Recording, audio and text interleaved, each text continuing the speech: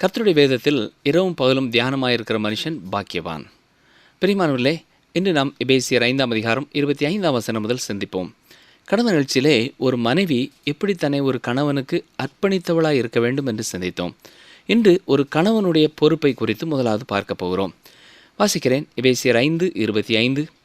புருஷர்களே, உங்கள் மனைவிகளில் அன்பு கூறுங்கள், அப்படியே கிறிஸ்துவும் சபையில் அன்பு கூர்ந்து. கிறிஸ்துவை போல அன்பு கூறாத எந்த ஒரு கணவனுக்கும் நீ உன்னை ஒப்புக்கொடு என்று கர்த்தர் கூறவில்லை.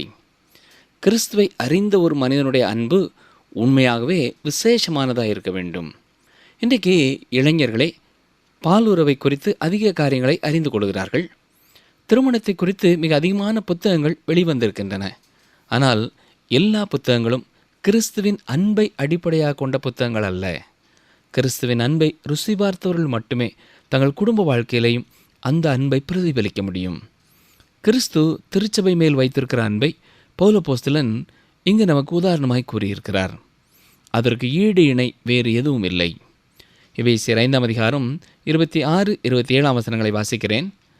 தாம் அதை திருவசனத்தை கொண்டு தண்ணீர் முழுக்கினால் சுத்திகரித்து பரிசுத்தமாக்குகிறதற்கும் கரைத்தரை முதலானவைகள் ஒன்றுமில்லாமல் பரிசுத்தமும் பிழையற்றதுமான மகிமையுள்ள சபையாக அதை தமக்கு முன் நிறுத்தி கொள்வதற்கும் தம்மை தாமே அதற்காக ஒப்பு கொடுத்தார். கிறிஸ்து திருச்சபையின் மேலே அன்பு கொண்டு அதற்காக தம்மை தாமே ஒப்பு கொடுத்தார். இது கடந்த காலத்திலே நடைபெற்ற ஒரு காரியம். இந்த காலங்களிலே அவர் தமது வார்த்தை என்னும் தண்ணீரினாலே திருச்சபையை பரிசுத்தப்படுத்தி கொண்டிருக்கிறார். சுத்தப்படுத்துவது எது? அதுதான் கர்த்தருடைய வேதம். அதற்கு ஈடு இணை வேறு எதுவும் இல்லை.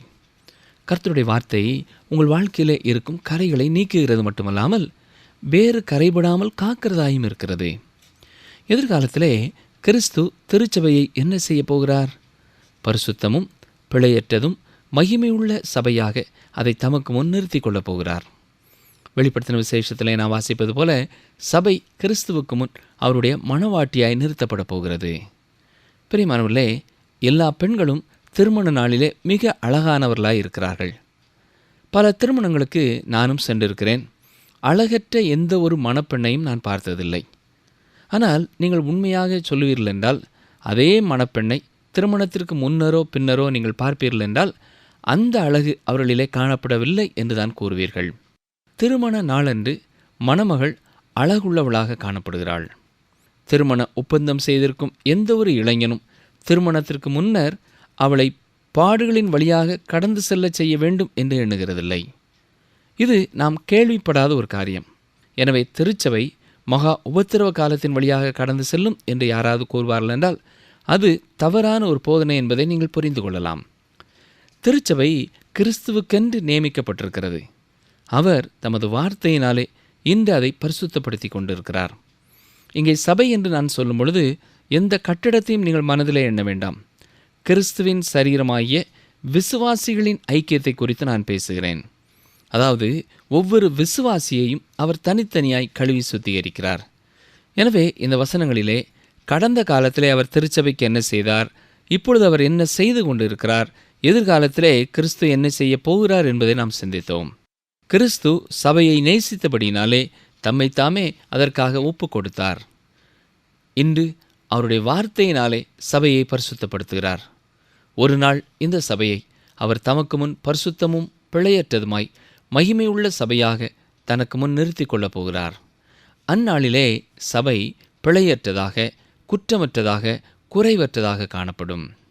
எபேசியர் 5ஆம் அதிகாரம் 28 முதல் 32 வசனம் வரை வாசிக்கிறேன். அப்படியே புருஷர்களும் தங்கள் மனைவிகளை தங்கள் சொந்த சரீரங்களாக பாவித்து அவர்களில் அன்பு கூற வேண்டும். தன் மனைவியில் அன்பு கூறுகிறவன் தன்னில் தான் அன்பு கூறுகிறான். தன் சொந்த மாம்சத்தை பகைத்தவன் ஒருவனுமில்லையே. கர்த்தர் சபையை போஷித்து காப்பாற்றுகிறது போல ஒவ்வொருவனும் தன் மாம்சத்தை போஷித்து காப்பாற்றுகிறான். நாம் அவருடைய சரீரத்தின் அவயவங்களாயும் அவருடைய மாம்சத்திற்கும் அவருடைய எலும்புகளுக்கும் உரியவர்களாயும் இருக்கிறோம். இது நிமித்தம் மனுஷன் தன் தகப்பனையும் தன் தாயையும் விட்டு தன் மனைவியுடன் இசைந்து இருவரும் ஒரே மாம்சமாயிருப்பார்கள். இந்த ரகசியம் பெரியது. நான் கிறிஸ்துவை பற்றியும் சபையை பற்றியும் சொல்கிறேன். இந்த பகுதியிலே அப்போஸ்தலனாகிய பவுல் கணவனை குறித்தும் மனைவியை குறித்தும் கிறிஸ்துவை குறித்தும் திருச்சபையை குறித்தும் மாறி மாறி கூறுகிறார். கிறிஸ்துவை குறித்தும் சபையை குறித்தும் அவர் சொல்லி முடித்த பின்னர் மீண்டும் கணவனை குறித்தும் மனைவியை குறித்தும் சொல்லியிருக்கிறார். ஒவ்வொருவரும் தன் மாம்சத்தை போஷித்து காப்பாற்றுகிறான் என்கிறார். பிரியமானவர்களே, கணவனும் மனைவியுமாக குடும்ப வாழ்க்கையிலே இணைக்கப்பட்டிருக்கிற வாழ்க்கையிலே அவர்கள் மதுபானத்திலே நிறைந்தவர்களாக அல்ல, பரிசுத்த ஆவியினாலே நிரப்பப்பட்டவர்களாக இருக்க வேண்டும். அப்படிப்பட்ட ஆவியின் நிறைவோடு தங்கள் குடும்ப வாழ்க்கையை துவங்குவார்கள் என்றால் அது மிக மிக ஆசீர்வாதமானதாய் இருக்கும். இன்று பாலுறவை குறித்தும் வெளிப்பிரகாரமான உறவுகளை குறித்தும் மட்டுமே பேசிக்கொண்டிருக்கிற வாலிபர்களுக்கு உண்மையான அன்பு என்றால் என்ன என்று தெரியாது. ஒரு கணவன் தனது மனைவியை நேசிக்க வேண்டும். ஏனென்றால் திருமண உறவானது மனைவியை கணவனின் சரீரத்தின் ஒரு பகுதியாக்குகிறது. எப்படி சபை கிறிஸ்துவின் சரீரமாகிறதோ, கிறிஸ்து அந்த சரீரத்தின் தலையாகிறாரோ, அதுபோலவே இவ்வாறு ஆகிறது. எனவே இந்த அடிப்படையிலே கணவன் மனைவிக்கு தலையாயிருக்கிறான். எந்த ஒரு மனிதனாவது தனது சொந்த மாம்சத்தை பகைப்பானா? எனவே கணவன் மனைவியை நேசிக்க வேண்டும். ஏனென்றால் அவள் அவனுடைய சொந்த மாம்சமாயிருக்கிறாள். சபையின் பலவீனத்தை அறிந்திருக்கிற கிறிஸ்து அதை போஷித்து காப்பாற்றுகிறார். கணவனும் மனைவியானவள் பலவீன பாண்டம் என்பதை உணர்ந்து அவளை உற்சாகப்படுத்த வேண்டியது, ஊக்கப்படுத்த வேண்டியது, சரியான பாதையிலே வழிநடத்த வேண்டியது பொறுப்பாயிருக்கிறது. இங்கே எபேசியர் 5:31 ஆதியாகமம் 2:4 எடுத்து பயன்படுத்தப்பட்டிருக்கிறது. ஆதாமுக்கும் ஏவாளுக்கும் ஏதேன் தோட்டத்தில் இருந்த உறவை குறித்து அவர் கூறுகிறார். ஆதாமுக்கு ஏற்ற துணையாய் இருக்கும்படியாகத்தான் ஏவாள் உருவாக்கப்பட்டாள். அவனுடைய விலா எலும்பிலிருந்து அவள் உருவாக்கப்பட்டாள். மண்ணினாலே அவளை உருவாக்கவில்லை. ஏவாள் ஆதாமினிடத்திலே ஒப்படைக்கப்படும் வரை ஆதாம் முழுமையானவனாக இல்லை. அவள் ஆதாமுக்கு ஏற்ற துணையாயிருக்கிறாள். ஆதாம் தன் வாழ்க்கையிலே குறைபட்டதை ஏவாள் பூர்த்தி செய்கிறவளாய் இருந்தாள். அவள் அவனுக்காக உண்டாக்கப்பட்டவள். அவர்கள் இருவரும் ஒருவரானார்கள். மனிதன் என்னும் எபிரேய வார்த்தை இஷ் என்பதாகும். பெண் என்பதற்கான வார்த்தை இஷா என்பதாகும். இந்த வார்த்தை ஒன்று போலவே இருக்கிறது. அவள் அவனிலிருந்து எடுக்கப்பட்டவள். சரித்திரத்திலிருந்து 2 உதாரணங்களை கூறப்போகிறேன். இந்த உதாரணங்கள் உண்மையான அழகான கணவனுக்கும் மனைவிக்கும் இடையேயான உறவை சித்தரிக்கிறது. இப்படிப்பட்ட காரியங்கள் காணப்படுவது மிகவும் அரிதாயிருக்கிறது. புதிய ஒழுக்க நெறி என்பது பாலுறவில் சுயாதீனம் என்பதெல்லாம் அநேக இளைஞர்களை அடிமைகளாக்கிவிட்டது. அது சிறப்பாக செயல்படக்கூடியது அல்ல. கிறிஸ்துவை அறிந்திருக்கிறவர்கள் இந்த சரீர பிரகாரமான உறவையும் உயர்ந்த ஒரு நிலைமையிலே பெற்றவர்களாக இருக்க வேண்டும் என்று தேவன் விரும்புகிறார். மற்றும் ஒரு சரித்திரம் ஜான் வெஸ்லி அவர்களுடைய வாழ்க்கை வரலாறு. இவர்கள் இங்கிலாந்து தேசத்திலிருந்து அமெரிக்க ஐக்கிய நாட்டில் உள்ள ஜார்ஜியா என்ற இடத்திற்கு ஊழியம் செய்யும்படியாய் அனுப்பப்பட்டிருந்தார்கள். அவர் தோற்றத்தில் மிக சிறப்பான ஒருவர் அல்ல. ஆனால் அந்த கால வழக்கப்படி பிரபுக்கள் குலத்தைச் சேர்ந்தவர், மிக அழகான பார்க்க சிறந்த ஒரு பெண்ணை மட்டுமல்ல, சிறந்த கிறிஸ்தவளாயும் இருக்கிற ஒருவரைத்தான் திருமணம் செய்ய வேண்டும் என்பது திட்டமாயிருந்தது. ஜான் வெஸ்லி பணி செய்யும்படியாக சென்றிருந்த இடத்திலே ஒரு இளம் பெண் ஊழியரை சந்தித்தார். அவர்கள் ஒருவரை ஒருவர் நேசித்தார்கள். அமெரிக்க இந்தியர்கள் மத்தியிலே பணி செய்யும்படியாக நாம் இருவரும் திருமணம் செய்து கடந்து செல்வோம் என்று பல முறை ஜான் வெஸ்லி கூறியும் அவள் அதை மறுத்துவிட்டாள். ஜான் வெஸ்லி, தேவன் உங்களை மீண்டும் இங்கிலாந்து தேசத்திற்கு அழைக்கிறார், அங்கே மிகப்பெரிய ஊழியத்தை உங்களுக்காக வைத்திருக்கிறார் என்று கூறினாள். கப்பல் இங்கிலாந்திற்கு புறப்பட ஆயத்தமாக நின்றது.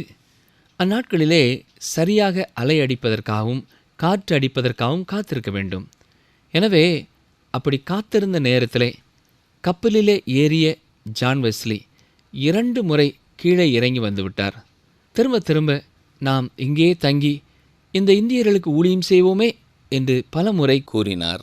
ஆனால் அந்த பெண்ணோ அவரை உற்சாகப்படுத்தி மீண்டுமாக இங்கிலாந்து தேசத்திற்கு ஊழியத்தை செய்யும்படியாக அனுப்பி வைத்தாள். உடைந்த உள்ளத்தோடு தான் அவர் இங்கிலாந்திற்கு திரும்பினார்.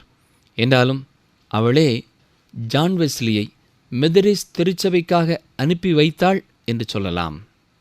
இதை குறித்து ஒரு ஊழியர் எழுதும் பொழுது, விசுவாசிகளுக்குள்ளும் பரிசுத்த ஆவியினாலே நிரப்பப்பட்ட இப்படிப்பட்ட அன்பை தேவனே கொடுக்கிறார் என்று எழுதியிருக்கிறார். இளைஞர்களாக இருக்கிற எனக்கு அருமையான சகோதரனை சகோதரியே, இரண்டாம் தரமான அன்பிற்கு உங்கள் வாழ்க்கையிலே நீங்கள் இடம் கொடுக்க வேண்டாம். தேவன் உங்களுக்கு கொடுக்கும் சிறந்த காரியங்களையே ஏற்றுக்கொள்ளுங்கள். எபேசியர் 5ஆம் அதிகாரம் 33ஆம் வசனம், எப்படியும் உங்களிலும் அவனவன் தன்னிடத்தில் அன்பு கூறுவது போல தன் மனைவியினிடத்திலும் அன்பு கூற கடவன். மனைவியும் புருஷனிடத்தில் பயபக்தியாயிருக்க கடவள். எப்படியும் என்று சொல்லும் பொழுது நடைமுறை வாழ்க்கைக்கு வரும்பொழுது என்று பொருள். நடைமுறை வாழ்க்கைக்கு வரும்பொழுது அவனவன் தன்னிடத்தில் அன்பு கூறுவது போலவே தன் மனைவியினிடத்திலேயும் அன்பு கூற வேண்டும். இப்படி தன் மனைவியை நேசிக்கிற ஒருவனிடத்திலே மனைவியும் பயபக்தியாயிருக்க கடவள். இப்பொழுது நாம் எபேசியர் 6ஆம் அதிகாரத்திற்கான ஒரு முகவரியை பார்ப்போம். இந்த 6வது அதிகாரத்திலே திருச்சபை ஒரு போர் வீரனாய் சித்தரிக்கப்பட்டிருக்கிறது. போர் வீரனுடைய உறவுகள், போர் வீரனுடைய எதிரி, போர் வீரனுடைய பாதுகாவல், போர் வீரனுடைய மாதிரி, இவைகளை பார்க்கிறோம். அப்போஸ்தலனாகிய பவுல் கிறிஸ்துவுக்காக மாதிரியான ஒரு நல்ல போர் சேவகராய் இருந்தார். 5வது அதிகாரத்திலே திருச்சபையானது கிறிஸ்துவின் மணவாட்டியாக சித்தரிக்கப்பட்டிருந்தது. இந்த அதிகாரத்திலே திருச்சபை இயேசு கிறிஸ்துவின் போர் வீரனாய் சித்தரிக்கப்பட்டுள்ளது. சிலர் இந்த வேத பகுதியை குறித்து சொல்லும் பொழுது வேடிக்கையாகவும் சொல்லுவார்கள். 5வது அதிகாரத்திலே திருமணத்தை குறித்து பேசியாகிவிட்டது, நிச்சயமாக அடுத்ததாக யுத்தம்தானே என்பார்கள். எனவே அவன் ஒரு போர் வீரன்தான் என்றும் கூறுவார்கள். எதிர்காலத்திலே திருச்சபையானது கிறிஸ்துவின் மணவாட்டியாக நிறுத்தப்பட வேண்டியதுள்ளது. இதுதான் திருச்சபையினுடைய எதிர்பார்ப்பு. இப்பொழுது கிறிஸ்துவுக்காக சபை நிச்சயம் செய்யப்பட்டுவிட்டது. இப்பொழுது உலகத்திற்கு முன் திருச்சபை ஒரு மாதிரியாய் இருக்கிறது. இந்த அதிகாரம் ஒரு விசுவாசியின் வாழ்க்கையில் உள்ள மற்றும் ஒரு பகுதியை சித்தரிக்கிறது. இந்த உலகத்திலே சபை கிறிஸ்துவின் நல்ல போர் வீரனாய் இருக்க வேண்டும். எபேசு பட்டணத்திலே தியானாளின் ஆலயம் இருந்தது. அந்நாட்களிலே உலக அதிசயங்களிலே ஒன்றாக இது கருதப்பட்டது. அது ஒழுக்கக்கேடான ஒரு கோவிலாய் இருந்தது. இப்பொழுது எபேசு பட்டணத்தில் உள்ள விசுவாசிகள் தங்களுக்கு ஒரு எதிரி உண்டு என்பதை அறிந்து கொள்ள வேண்டியவர்களாய் இருக்கிறார்கள். எபேசு பட்டணத்தில் இருந்த கிறிஸ்தவர்களுக்கு மட்டும் எதிரி இல்லை. இன்றைக்கும் நமக்கும் பொதுவான ஒரு எதிரி இருக்கிறான்.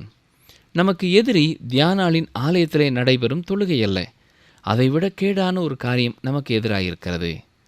ஒழுக்கக்கேடான காரியமும் தேவனை அறியாததினாலே மக்கள் செய்யும் பல செயல்களும் மட்டுமல்ல, கிறிஸ்துவின் நாமத்தினாலே செய்யப்படும் பல கேடான காரியங்களும் இன்று நமக்கு எதிரிகளாயிருக்கின்றன. இந்த அதிகாரத்தின் முதல் பகுதி சிறியவர்களுக்கு, பெற்றோர்களுக்கு, வேலைக்காரர்களுக்கு, எஜமான்களுக்கு அறிவுரை கூறுகிறது. இது எப்படி ஒரு போர் வீரனுடைய வாழ்க்கையிலே பொருந்தும் என்று நீங்கள் நினைக்கலாம். அருமையானவர்களே, போர் வீரர்களின் பயிற்சியும் தங்கள் வீட்டிலே தான் ஆரம்பமாகிறது. ஒரு தேசத்தின் கப்பற்படைக்கு வீரர்களை பயிற்றுவிக்கும் ஒருவர் கூறிய காரியம் என்னவென்றால், இந்நாட்களிலே படையிலே சேரும்படியாய் வருகிறவர்கள் வீட்டிலே சரியான பின்னணியத்தையும் பயிற்சியையும் பெற்றுக்கொள்ளாதவர்களாக வருகிறார்கள் என்று குறிப்பிட்டிருக்கிறார். 17 வயதிலே ஒரு இளைஞன் பயிற்சியிலே சேர ஆயத்தமாயிருக்க வேண்டும். தொடர்ந்து அவனை பயிற்சி உடையிலே வைப்பதே இப்பொழுது பெரும்பாடாயிருக்கிறது என்று கூறுகிறார்கள். அருமையானவர்களே, இந்நாட்களிலே முழு நேர ஊழியத்திற்கென்று வரும் பலரும் இள வயதிலேயே வீட்டு சூழ்நிலைகளிலே சரியான பயிற்சி பெறாதவர்களாக இருக்கிறார்கள்.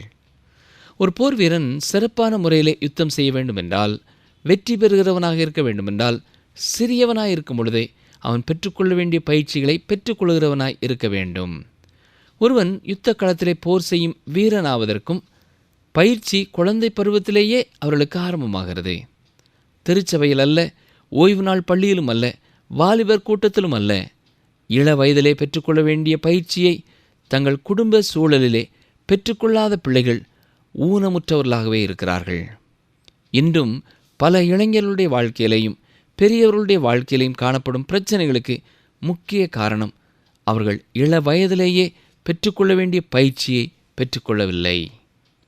நிகழ்ச்சியை கேட்டுக்கொண்டிருக்கிற எனக்கு அருமையான பெற்றோரே, உங்கள் பிள்ளைகளுக்காக ஜெபிக்கும் பொழுது, ஆண்டவரே, இந்த பிள்ளைகளை எப்படி வளர்க்க வேண்டும், எப்படி நடத்த வேண்டும் என்பதை குறித்து நீங்கள் ஜெபிப்பது மிக மிக அவசியம். இள வயதிலே சரியான முறையிலே அந்த பிள்ளைகளை நாம் வளர்ப்போம் என்றால், தேவன் இந்த உலகத்திலே அவர்களை எந்த ஊழியத்திற்கென்று எந்த பணிக்கென்று எடுத்துச் சென்றாலும் அவர்கள் பெற்றுக்கொள்ள வேண்டிய பயிற்சியை கவனத்தோடும் விருப்பத்தோடும் முழு முயற்சியோடும் எடுத்துக்கொள்வார்கள். அப்பொழுது வெற்றியுள்ள ஊழியக்காரர்களாக, வெற்றியுள்ள பணியாளர்களாக, சிறந்த பணியாளர்களாக கர்த்தர் வைக்கும் இடத்திலே அவர்களால் செயல்பட முடியும். ஜெபிப்போமா?